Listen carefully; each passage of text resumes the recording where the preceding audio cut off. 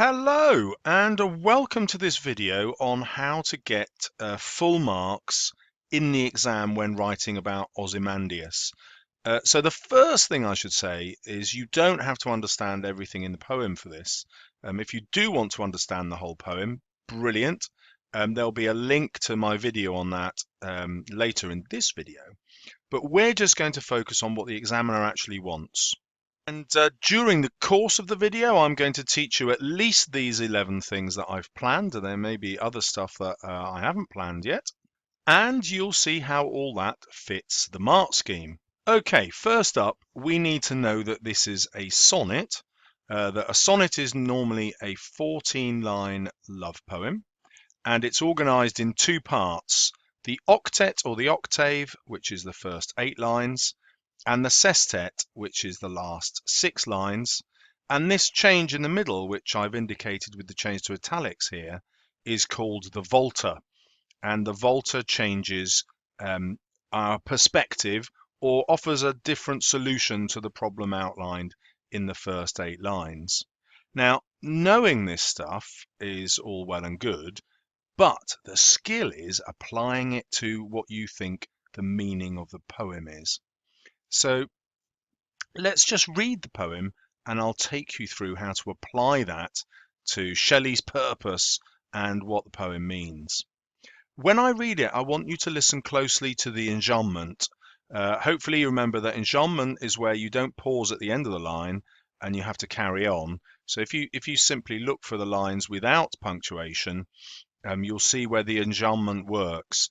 And one of the reasons for this is Shelley doesn't want this to appear like a prepared speech or poem where the rhymes are obvious and you have that sort of tumty tumty tumty tum predictability.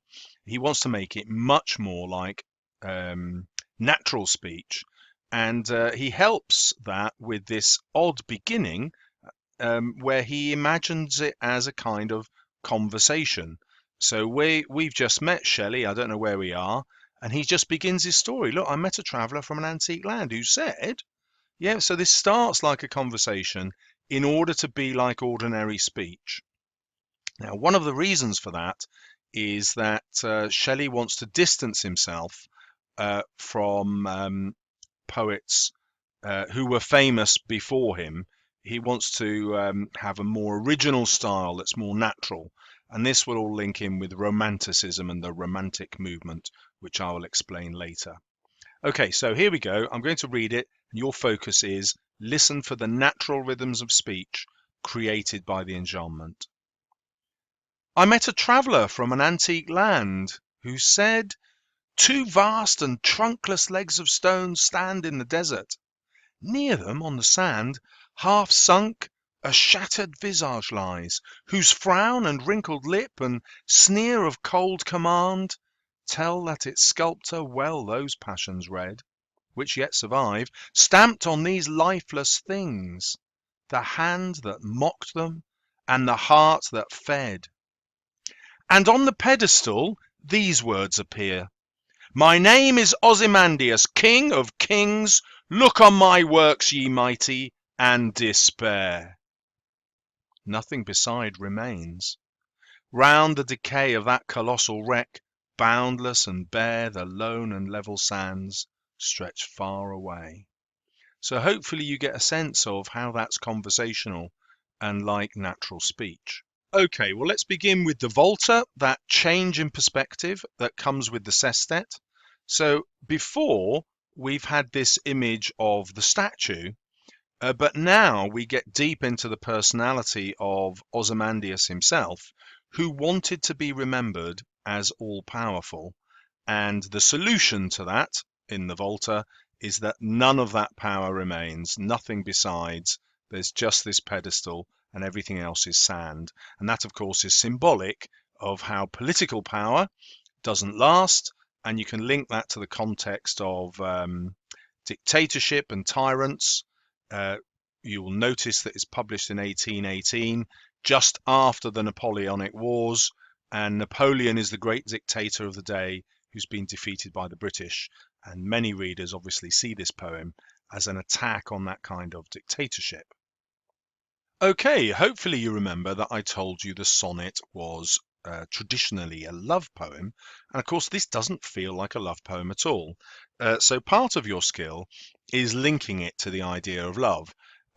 So clearly, Shelley is attacking Ozymandias for self-love. He loves himself. He's narcissistic, believes in his own brilliance, and that his reputation will last forever because of the mighty works, the cities that he leaves behind, the buildings.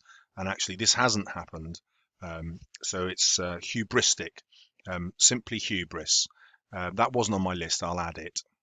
Okay, for the next point, you need to understand how rhyme schemes work.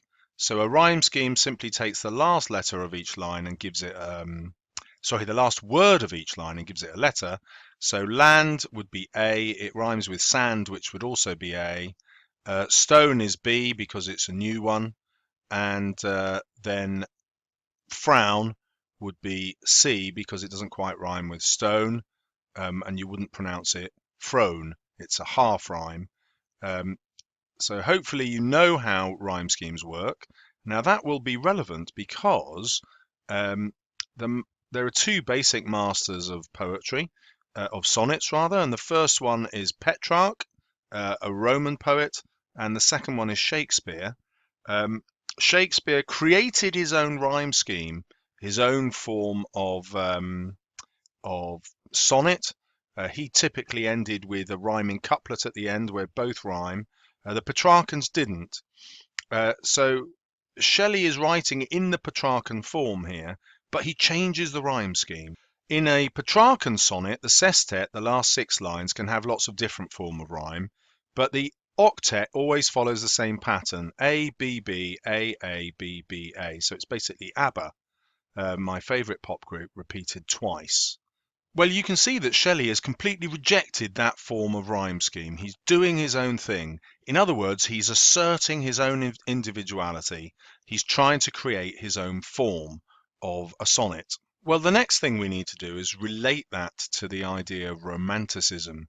So the romantic poets are a movement of poets who share the same beliefs, and they celebrated individualism. That's what we've just talked about. Shelley forging his own new style of sonnets. Um, Remember, he's died only 4 years after publishing this poem, and he hasn't had time to establish it as a form. Imagine if he'd lived to 80, we'd be talking probably about Shelleyan sonnets. He would have crafted out this form for history. Um, they have the reverence of the natural world. Well, Ozymandias does mention the natural world, but and I guess it celebrates the natural world in that time, represented by the sands of the desert, will triumph over everything else. They're idealistic, so they have a moral purpose. You can see that in this poem, in that it is attacking tyrants and dictators. So the moral purpose here, the idealism, is political. It is full of passion. We'll get to that in a minute. And it has an interest in the mystic and the supernatural. Actually, there is an element of that. So we can see this as a romantic poem. It is also a political poem. So it looks at the qualities of a dictator. So we've got the wrinkled lip and the sneer and the cold command. It's obviously critical of the cruelty inherent in dictatorships, and we can look at it as a celebration of democratic government, getting rid of dictators and replacing them with democracy. There's much more of that in my other video, if you'd like to understand it more fully. The other thing you need to understand is that the poem, because it's part of a conversation, is full of allusion. Now, an allusion is a reference that the writer expects the reader to know. So we're entering into a common territory. We're talking the same language. So when he uses the phrase King of Kings, his readership will be most familiar with that as a description of Jesus. So this acts as a contrast between Ozymandias, who is a dictator, and Jesus, who is the opposite. He's there to save everyone, not just to celebrate his own power. So this contrast, this juxtaposition, is there to illustrate how Ozymandias is corrupt, and by definition, all such rulers are corrupt, anti-Christian. By definition, they're going to go to hell. We also have a reference to the Colossus, the giant statue that stood over the harbour entrance in Rhodes, a huge wonder of the world that was celebrated throughout classical history, celebrated by the Greeks and the Romans, and now, of course, is completely lost and missing. And Shelley uses that reference to emphasize how history does not last. Everything that was once brilliant passes away and is forgotten. Okay, at this point it will be useful to know a little bit about the context of this poem. So it's written in response to an exhibition where a giant statue of Ramesses II was brought to London, and caused a great stir, massive interest in Egypt at this time. And so the poem comes to be written as a competition with his friend Horace Smith. So Horace Smith, another poet of the time, and they decided both to take the topic of Ozymandias and write their own poem. So this is fascinating because it shows you why Shelley wrote it. I'm going to nip down here to the sestet because you can see Horace had a different purpose. So he imagines this statue in the desert up here. We wonder, and some hunter may express wonder like ours, and when through the wilderness where London stood, holding the wolf in chase, he meets some fragment huge and stops to guess what powerful but unrecorded race once dwelt in that annihilated place. So here, Horace imagines the full passing of time, destroying the civilization of the day. He imagines Shelley's world being completely wiped out, civilization decaying, and man going back to a much more primitive state, hunting, being pursued by wolves, coming across fragments of London. So he's talking about the decline of civilization.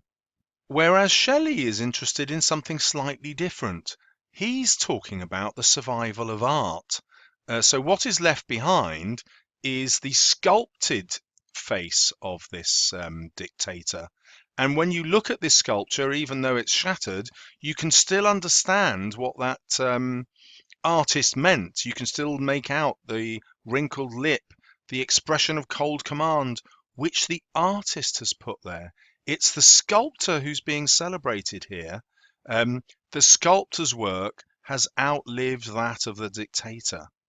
And he has stamped this brilliant art onto the lifeless stone. So here the artist is surviving. Now, why that's crucial is Shelley is asking himself the same question. If I produce this magnificent poem, will it outlive the statue that I'm describing? Will it outlive the memory of Ramesses II and Ozymandias? Now, what's ironic about that, and Shelley would understand this irony, is that he is trying to do exactly what Ozymandias did. He's trying to create something that will last forever. So Shelley is also saying, look on my works, ye mighty, and despair. The mighty in this case are the famous sonnet writers who've preceded him, Petrarch and Shakespeare, that everyone else has imitated. And he's saying, no, look at me, I've got a new sonnet form. It's fantastic. It's going to last forever.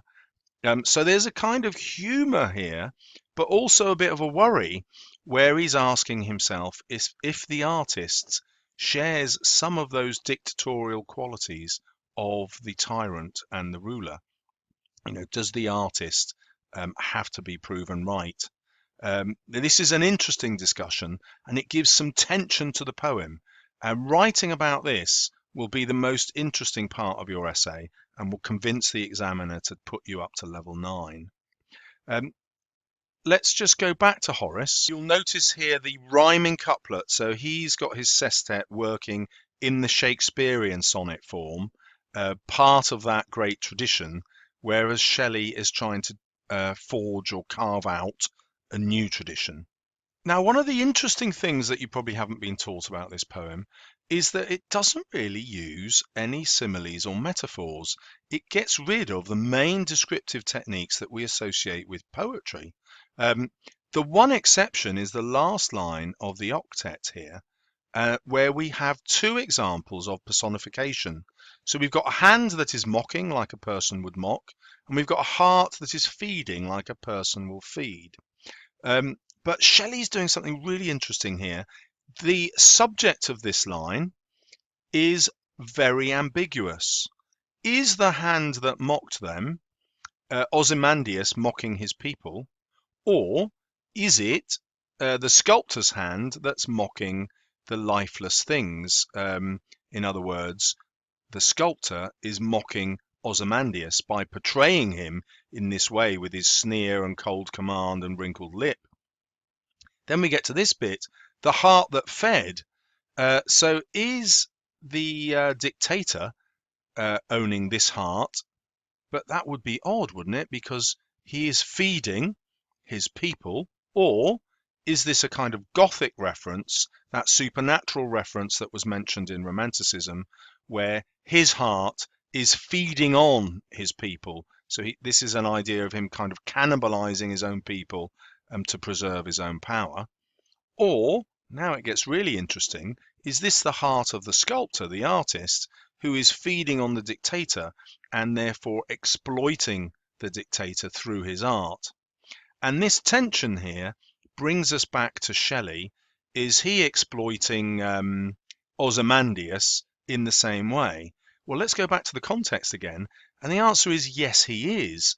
If you go to my other video on Ozymandias, you will see that Ramesses II actually does manage to create many things that survive. There are huge buildings in Egypt even now that are still built by Ramesses II, and there are loads of statues of him that are still standing around intact. So the irony here is that Ozymandias, Ramesses II, actually has been incredibly mighty. He was all powerful, and his legacy still does survive today. Now, Shelley knows that, and he's pretending that that's not the case because he's making a political point here.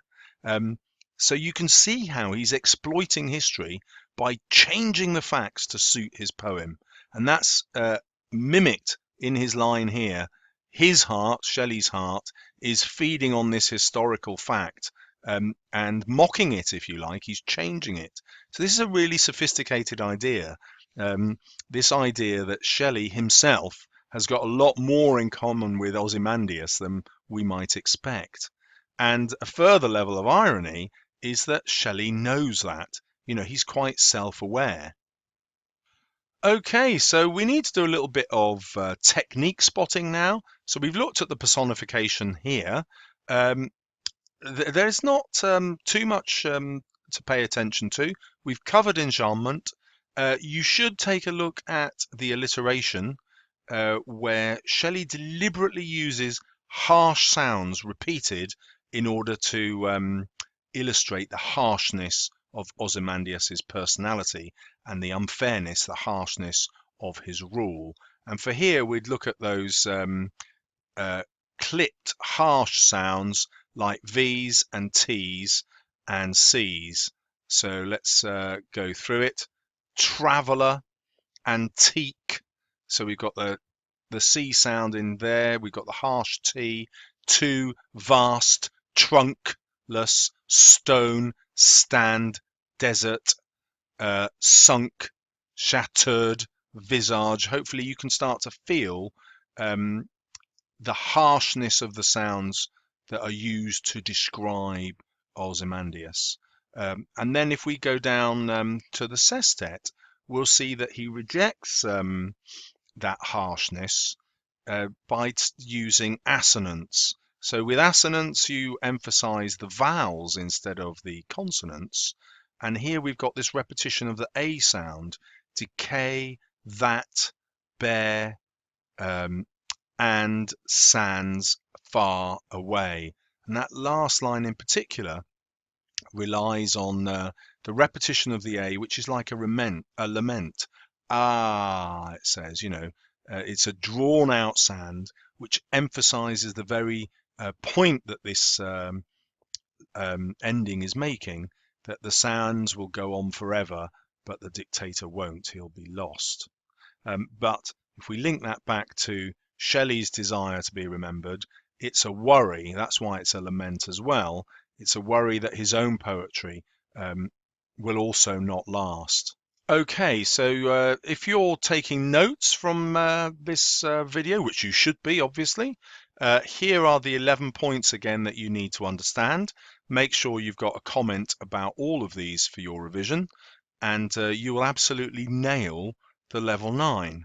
Okay, I'm going to jump to the mark scheme now and show you why the analysis will get you full marks. Let's zoom in on this bit first. So, a candidate's response is likely to be critical. So all that examination of Shelley's purpose will be critical, and it's also exploring ideas, so it will be exploratory.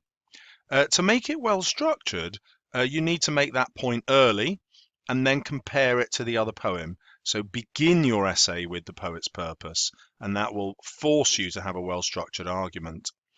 Is it conceptualized? Yes. When you start talking about the poet's purpose, you're always dealing with concepts, so it's always conceptualized. And that's another major reason to start with the poet's purpose. Do you approach the full task? Well, if you write something about the octet and the sestet and the ending, that's the full task. Judicious references, well, that's simply making lots of quotations, single word ones if necessary. Will there be an insightful analysis? Well, of course there will, because you're looking at the poet's purpose again. That's always insightful. And that fine-grained idea is basically, do you look at layers of meaning? Well, you've already done that when you were critical and exploratory. Have you written about language? Yes, each quotation is about that. Have you written about the form? Yes, the sonnet form. And have you written about the structure? Yes, you've talked about the enjambment.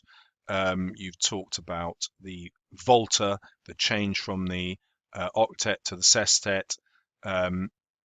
So you've dealt with structure. Have you used subject terminology? Yes, you've got allusion, alliteration, assonance. Of course, in the exam, you probably won't have time for all of these, okay? And the examiner isn't interested in loads of them. It's just whether you've used the right ones at the right time. That's what judicious means. And have you been convincing? In other words, do your examples back up what you say about Shelley's purpose? And well, if you've watched the video this far, obviously they will. So hopefully you can see how the level 9 is almost inevitable. So now I've come across to the left-hand side of the mark scheme. This really repeats a lot of what was in that paragraph that we just read. You can see it's no different. It's exactly the same. It's just divided into 3 assessment objectives. So you have to make sure you've covered something from each of these boxes, from each of these objectives.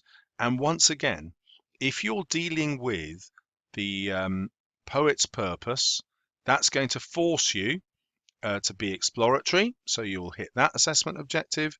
It's going to force you to look at his methods. How is he trying to persuade us here? What do we think about his idea that his art might disappear or might last forever? That's always going to hit an exploration of the effects of the writer's methods. And the context, well, we've dealt with that all the way through. There's the literary context, looking at it as a Petrarchan sonnet and variation on that. And there's also the political context of the day, looking at Napoleon, and the context of the Romantic movement. And all those relate, don't they, to the poet's purpose. So the one top tip is, when you're comparing the poems, deal with the poet's purpose. That will always make you convincing and critical. You will fully analyse and fully explore, and the level 9 must be yours. Well, maybe not. You might only get a level 8, but we could live with that, couldn't we? Good luck in your revision. Don't forget to subscribe for more.